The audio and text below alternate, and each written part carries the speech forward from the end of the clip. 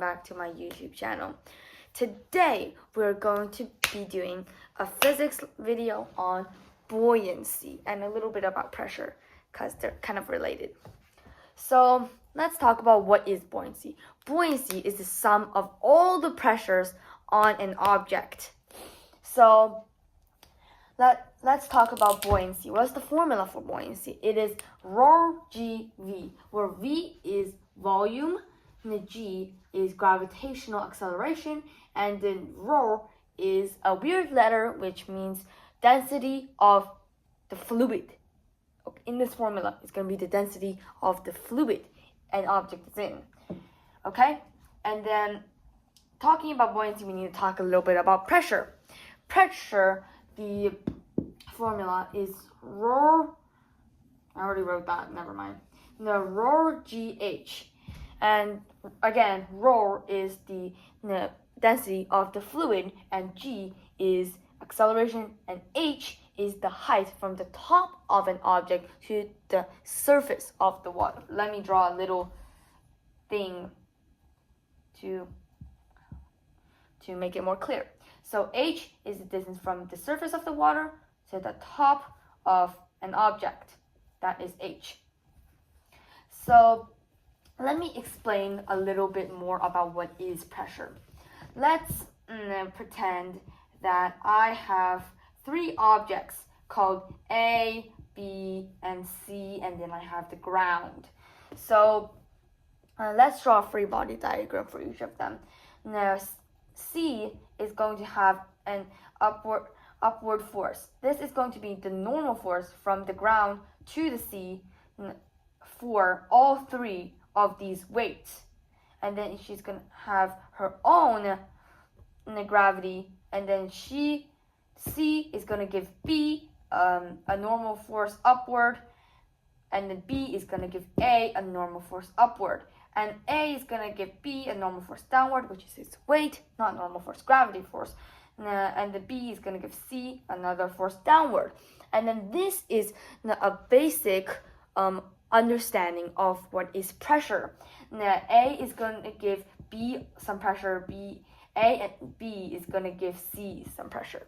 So it's basically like pressure comes from all directions. So, and the only reason we don't feel the pressure right now is because they're balanced on each side. So that's enough about pressure. This lesson is about buoyancy. So who discovered this beautiful formula? It's called Archimedes. He's a very cool man. So, with that said, that's enough about the formula. That's all you need to know for the beautiful example that I'm going to give you right now. So, here's the beautiful example, and I will be reading it from my computer door. Physics challenge. Now, the accelerating submerged object. Initial setup. A tank containing water has a combined total mass of 20 kilograms. The tank is placed on a digital scale. A small solid object with a density of 800 kilograms meters cubed and a volume of 0.001 meters cubed is held fully submerged in the water by a light string attached to the bottom of the tank. Use G is equal to 10 meters per second squared, and density of water is equal to 1,000 kilograms per meter cubed. Questions. The first part is static tension. While the object is held in place by the string, what is the tension in the string? System weight. What is the reading on the scale in newtons while the object is tied to the bottom? The cut. If the string is cut suddenly, what is the initial upward acceleration of the object? 4. Dynamic scale readings. At the exact moment the string is cut and the object begins to accelerate upward, what is the new reading on the scale? So what you can do right now, you can pause the video and come back to see what I did, or you can just listen to my explanation. So now, since you guys are back, let's analyze what this problem is saying. So first of all, let's draw a little diagram because that always helps. So we have our tank with the water, and then the tank plus the amount of water in it is 20 kilograms. That's what it's given. And then we have a tiny object in here with a light string. In physics, a light string means it's massless. So now that's basically our situation right now. And then we have a scale underneath this, and it's digital. How cool is that? So our first part is going to be how to find the tension of the string. So to find these forces, we need to make a free body diagram of the object inside this. So according to the things that we just learned, there's a buoyancy force, there's a gravity force, which is its weight, and another force downward, which is from the tension. So since we know this object is at rest, we know that these forces are balanced. So we know that the buoyancy force is equal to the gravity force plus the tension force. I know, how amazing. So all we have to do is to find these two forces, then we can find what T is. And so as this beautiful formula I have right here, we can find out B. Now the ρ, we know, is the density of the fluid, which is given to us as 1,000 kilograms meters cubed. That's great because now we don't have to convert it into SI units because it's already in SI units. So we have 1,000 multiplied by G is going to be 10, multiplied by V, which is volume, is going to be 0.001. And then once we calculate that, we get 1, 2, 3, we get 10 is equal to 10. And then Fg is equal to the mass multiplied by the gravity, which is equal to, according to this, and then we aren't given the direct mass of the object. We are given the density of this object. And then we know that the density is equal to the mass divided by the velocity. Not the velocity, the volume. And so density multiplied by volume, we can get the mass. And then both density and velocity are given to us in the problem. So we can get the density, which is equal to 800 kilograms meters cubed, multiplied by our volume, which is 0.001. So yes, and then plus Ft. And then this is going to be equal to 8 newtons. So we know, we move this to the other side, so we know that the tension force is equal to 2 newtons downwards. And that is the answer to the first part of the question. Yay! 3 more parts to go. I know.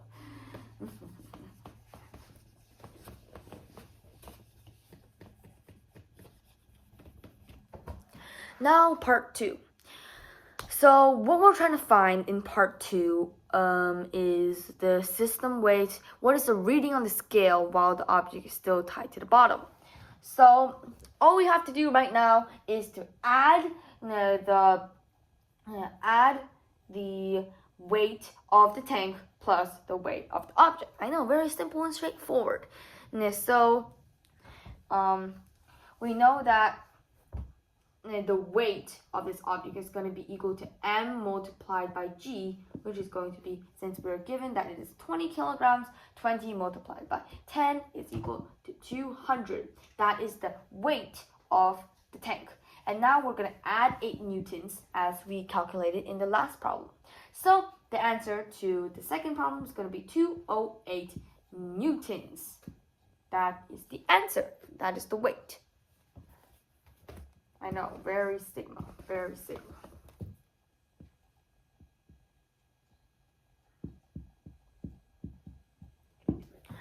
And now for the third part, the cut.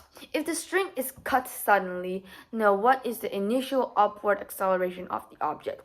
So this is where Newton's second law comes in handy, which is F equals to ma. So we know that the tension force is 2. And without that 2 Newton tension force, there's going to be a net 2 Newtons upward force. And so we know that F is equal to 2 and is equal to m, which is the mass of the object, which as we calculated is 8.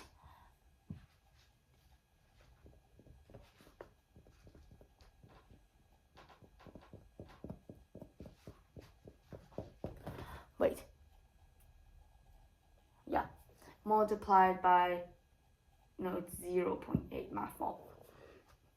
Okay, and then now we just move 0.8 to the other side, then we get a.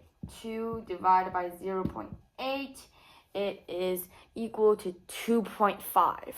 I'm so good at math. 2.5 meters per second squared. Upward, because it's a vector. Perfect. That is the answer to the third problem. If you have any questions, feel free to drop it down in the comments. I'm an amazing person, so I will answer them if I feel like it. So, number 4. This is the hardest part in the question. So, dynamic scale reading. At the exact moment the string is cut, the object begins to accelerate upward. And what is the new reading on the scale? Hello. I just had a brain fart. And also my dad interrupted me. So, back to what I was saying. So, the fourth part is the hardest part. And this is where we need to bring in some other principles, which is Newton's second law, which is F is equal to ma. We know that F, which is the total force in this system, is going to be, let's say, 208. That's our mass, our weight, which is downward. And so I'm going to use downward as the positive direction minus the normal force, because the normal force is minus because I use downward as positive, so upward is going to be negative. It's equal to the total ma. But in this situation, there's going to be 2 objects that are going to be accelerating. First, it's going to be our object, obviously, moving upward at 2.5 meters per second squared. Acceleration upward. But then this water is going to rush in to fill the space, because there can't just be nothingness. So it's going to fill up this space at the same acceleration of 2.5 meters per second squared. So we're gonna have another object, which is MEMA1. So that is going to be equal to the mass of this object, which is going to be 0.8 multiplied by the acceleration. But since it is moving upward, that means the acceleration is going to be negative, because we said again that downward is the positive direction. So we have negative 2.5 plus, and since the water is moving downwards, it is in the positive direction, so we're going to have plus 1 multiplied by 2.5, and then that is going to be equal to association rule, so 2.5, we can grab that out of there, so that's going to be 1 minus 0.8, which is equal to 2.5 multiplied by 0.2, and that is equal to 0.5. But we're not done yet, because we're trying to find the normal force. So if we move n to the other side and we move 0.5 to the other side, then we get 207.5 newtons. And that is going to be our normal force. Boom shakalaka.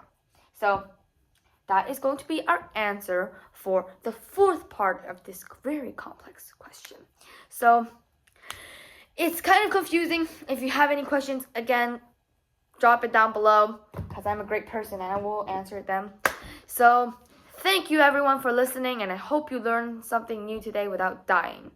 Bye. See you next time.